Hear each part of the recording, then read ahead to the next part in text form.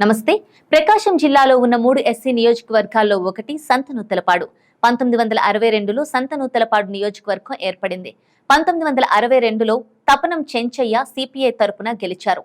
1967, 1972, 1978లో వరుసగా కాంగ్రెస్ 3 సార్లు గెలిచింది.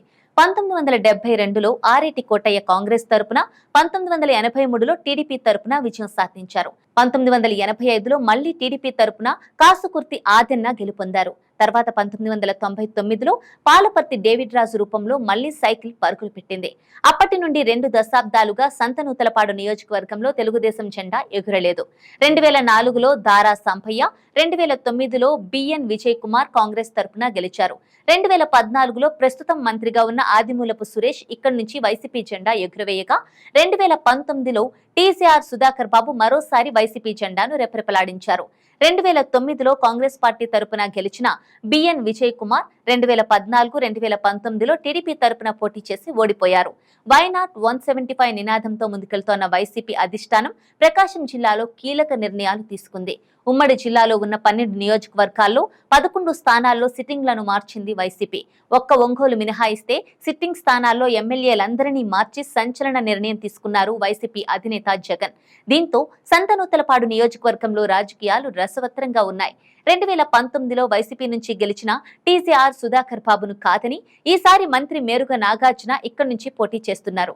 మేరుగ నాగార్జున ప్రస్తుతం వేమూరు ఎమ్మెల్యేగా ఉన్నారు. టీడీపీ నుంచి మరోసారి విజయ్ కుమార్ కు అవకాశం కల్పించింది. ఈసారి ఎలాగైనా గెలవాలని టీడీపీ గట్టిగా ప్రయత్నిస్తోంది.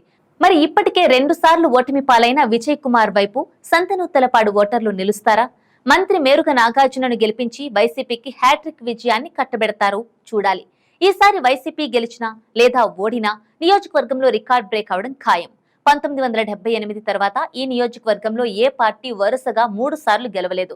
వైసీపీ 3వ సారి గెలిస్తే అది రికార్డ్ అవుతుంది. మేరుగ నాగార్జున గత 3 ఎన్నికల్లో ఓటమి ఎరుగని నేతగా వరుసగా గెలుస్తూ వస్తున్నారు. ఈసారి మేరుగ నాగార్జున ఓటమి పాలైతే ఆయన రికార్డ్ బ్రేక్ అవుతుంది. సంతనూతలపాడు అసెంబ్లీ నియోజకవర్గంలో 4 మండలాలు ఉన్నాయి. నాగులుప్పలపాడు, మద్దిపాడు, చీమకుర్తి, సంతనూతలపాడు మండలాలు ఉన్నాయి. 2009లో నియోజకవర్గాల పునర్విభజనలో భాగంగా సంతనూతలపాడు నియోజకవర్గం ఒంగోలు పార్లమెంటు నుంచి బాపట్ల పార్లమెంటు నియోజకవర్గంలోకి మారింది.